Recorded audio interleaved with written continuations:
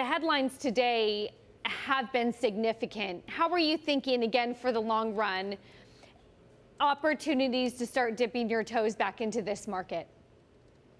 I think a long-run investor absolutely should tip his or her toes into this market. I really think they're very, very good values now.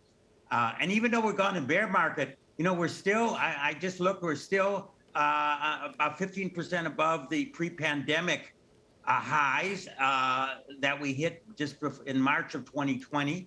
And from a longer-term perspective, this might be a bear market in S&P.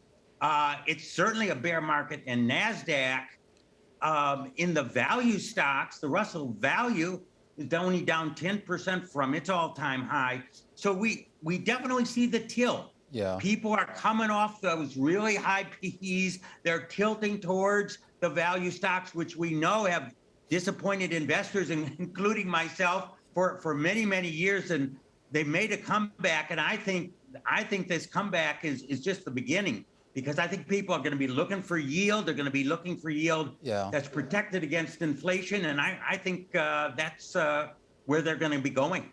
So, Professor, maybe you could put this into context here, kind of about how bear markets play out here. Of course, the last one we had was in 2020, and that was a relatively short-lived one, basically about a month here. But typically, they last a little bit longer than that. And I'm just wondering that over history, when you look at sort of the length of bear markets and the opportunities that they may or may not create here, how that may dovetail with whatever we're headed into right now here.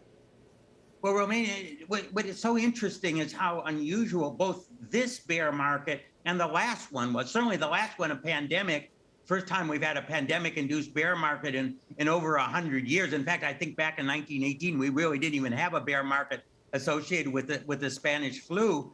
And here we have a bear market associated with almost record low unemployment, hottest labor market, earnings that are all-time records. It's all that anticipation. Everyone is scared. Everyone is scared the Fed is going to overdo it. They're going to over-tighten. They're going to throw the economy into a recession in 2023. That's not a done deal. And, my feeling is the $230 earnings that we're expecting this year, we're not going to be far from that level. So, when you're selling at this level, at these ratios here, you got good long-term values. Okay, so actually maybe a better entry point, as some people have been saying, for those long-term investors. Where, in terms of, can you get as broad as industry group? Can you go, and I know we don't want to go stock specific, but is there better opportunities in certain industries than others?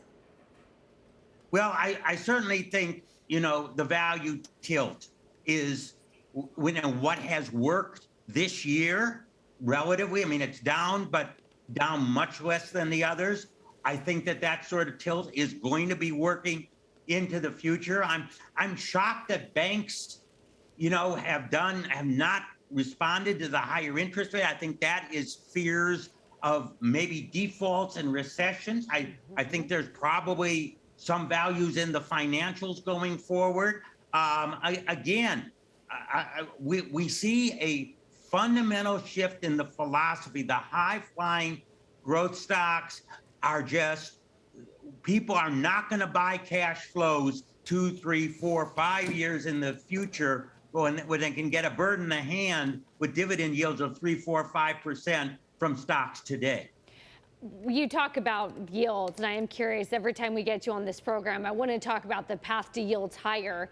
Is that still your thought process? Yeah, but I actually don't think, I think the short rate is certainly going to go up. The Fed is basically committed to 100 basis points over the next 2 meetings, and inflation is going to run hot.